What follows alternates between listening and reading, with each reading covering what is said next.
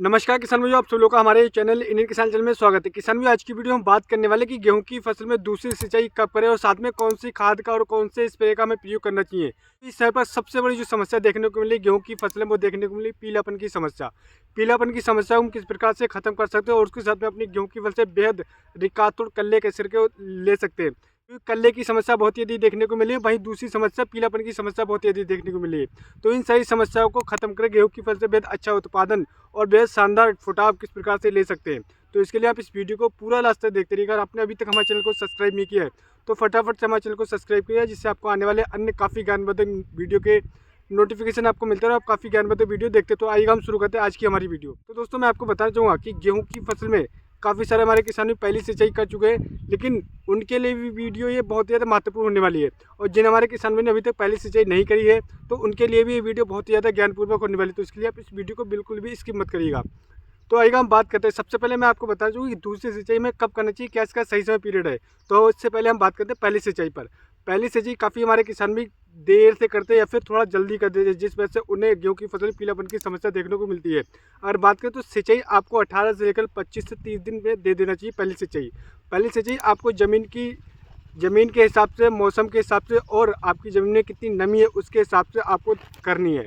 क्योंकि यहीं पर हमारे काफ़ी किसान भी गलती करते हैं, तो वो कच्ची सिंचाई कर देते हैं या फिर वो लेट कर देते हैं, जिस वजह से हमारे काफ़ी सारा हमारा जो गेहूं की फसल सूखने की समस्या देखने को मिलती है और वहीं पर फुटाव ठीक तरीके से नहीं हो पाता, जिस वजह से टेलरिंग कम रहती है, कल्ले की जमाव ठीक तरीके से नहीं हो पाता है। और वहीं पर फिर उसके बाद में जो हमारा उत्पादन होता है वो कहीं ना कहीं कम निकल करके आता है। तो आपको पहले सिंचाई 18 से लेकर 25 और लास्ट 30 दिन में कर देना है, अपनी ज़मीन के हिसाब से, रिक्वायरमेंट के हिसाब से और मौसम के हिसाब से। अब बात कर लेते हैं कि दूसरी सिंचाई किसान भाई, हमारे काफ़ी किसान भाई 40 दिन के बाद करते हैं, कुछ हमारे किसान भाई 42 दिन के बाद करते हैं, कुछ 45 दिन के बाद करते हैं। तो दोस्तों, जो सही समय पीरियड जो जैसे कि आपने पहले सिंचाई करी उसके ठीक 20वें दिन, यानी कि उसके जैसे पहले सिंचाई करी उसके ठीक 20वें दिन आपको दूसरी सिंचाई एनी हाउ कर देना है। यहाँ पर आपको कोई भी गलती नहीं करना है। काफ़ी सारे हमारे किसान यहीं पर गलतियाँ करते हैं, जिस वजह से उनकी फसल में पीलापन की समस्या बहुत ही अधिक देखने को मिलती है। तो आपको दूसरी सिंचाई 40 से लेकर 45 दिन के लास्ट पे कर देना है। ये एक सही समय पीरियड है। और वहीं बात करते हैं आपके दूसरी सिंचाई में कौन कौन सी खादों का प्रयोग करना चाहिए। यहाँ पर सबसे बड़ा झोल होता है।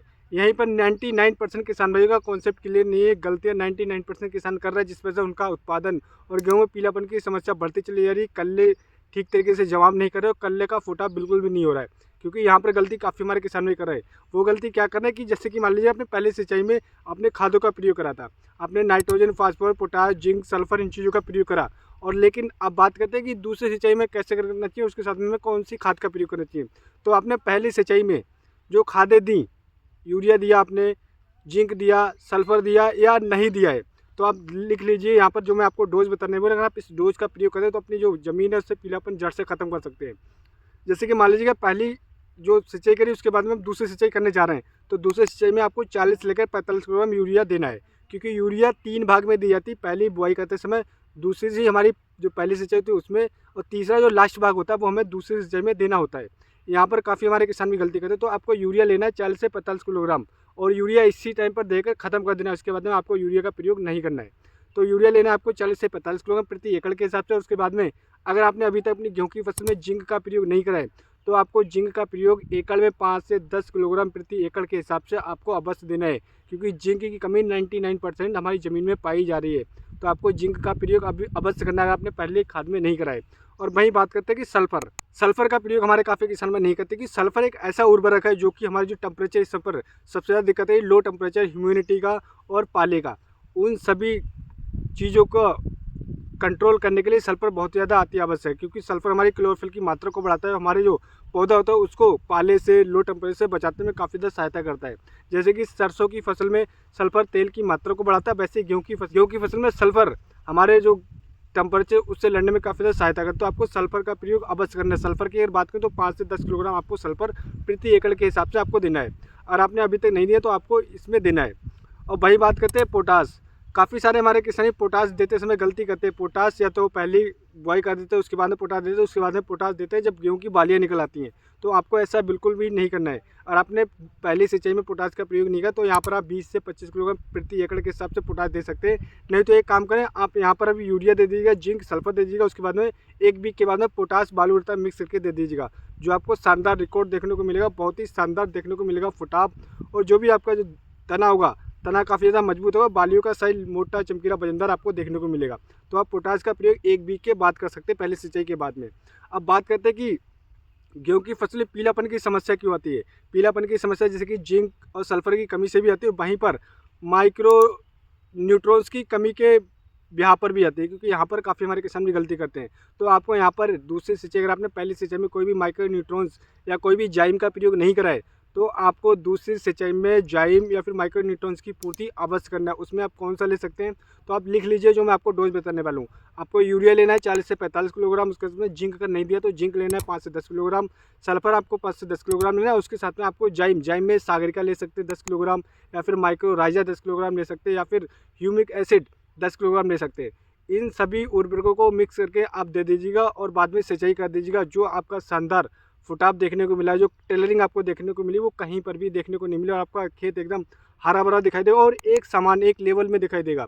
तो आप इस उर्वरक का प्रयोग करेंगे, इस डोज का प्रयोग करें, तो मैं गारंटी के साथ कह सकता हूँ आपकी टेलरिंग बहुत ही शानदार होने वाली है। अब बात करते हैं कि आपकी गेहूँ की फसल में अधिक पीलापन देखने को मिल रहा है, बहुत ही ज़्यादा पीला आपकी फसल आपको लग रही है कि बहुत ज़्यादा कमजोर है, तब हम क्या कर सकते हैं। तो दोस्तों मैं आपको बता दूं कि ज़्यादा ही आपकी गेहूं की फसल में पीला पड़े तो आप इस खाद को दीजिएगा और उसके 1 बीघ के बाद में एक आप स्प्रे और कर दीजिएगा। स्प्रे बहुत ही ज़्यादा शानदार, वो है NPK 12-61-0 का। इसमें 12% नाइट्रोजन है, 61% फास्फोरस, 0% पोटास होगा और उसके साथ में चिलेटेड जिंक लीजिए 100 ग्राम। जो आपके पीलापन की समस्या होगी और आपकी कितनी भी कमज़ोर फसल हो, उस फसल को जिंदा करने में काफ़ी ज़्यादा सहायता करेगा और आपकी फसल एकदम हरी भरी हो जाएगी। 1 बीघ में आपको देखने को मिलेगा कि आपका फसल एकदम हरी होगी, खेत आपका भरा हुआ दिखाई देगा। तो अब हल्का सा भी ज़्यादा आपको लग रहा है कि आपका ज़्यादा पीलापन है और आपकी फसल कमज़ोर है, तो आप इस स्प्रे का NPK 12-61-0 और एक साथ में 100 ग्राम चिलेटेड जिंक का एक स्प्रे कर दीजिए दूसरी खाद के दूसरी सिंचाई के 1 बीघ के बाद में, और शानदार रिजल्ट आपको देखने को मिलेगा। तो दोस्तों अगर आप इस तरीके से गेहूँ की फसल में दूसरी सिंचाई में अगर आप इन चीज़ों का ध्यान रखेंगे। दूसरी चीज़ मैं आपको यहाँ पर और बता रहा हूँ, काफ़ी सारे हमारे किसान में जलने की समस्या आती है। वो जलने की समस्या ये आती है, काफ़ी सारे हमारे खरपतवार स्ट्रॉन्ग खरपतवार नाशी का स्प्रे कर रहे हैं। तो आपको ध्यान रखना कि स्ट्रॉन्ग खरपतवार नाशी का प्रयोग आपको ज़्यादातर नहीं करना। अगर आपको लगता है कि आपकी गेहूं की फसल में झटका है तो आप NPK 19-19 का एक स्प्रे कर दिए, जो भी आपका पीलापन या जलने की समस्या वो खत्म हो जाएगी। दूसरा जलने की समस्या ये होती है कि काफ़ी सारे हमारे किसान में जिंक का प्रयोग करते हैं, तो जिंक सुबह सुबह कर देते हैं, जिस वजह से वो पत्ते में चिप हो जाती है, वो आपकी फसल जलने के चांसेस काफ़ी ज़्यादा बढ़ जाते हैं। तो जिंक आपको करना है 10 बजे के बाद, जब आपको मौसम खुला हुआ लगे तब आपको यूरिया मिक्स करके जिंक का प्रयोग करना है, तो इससे भी जलने की समस्या आपकी कम हो सकती है।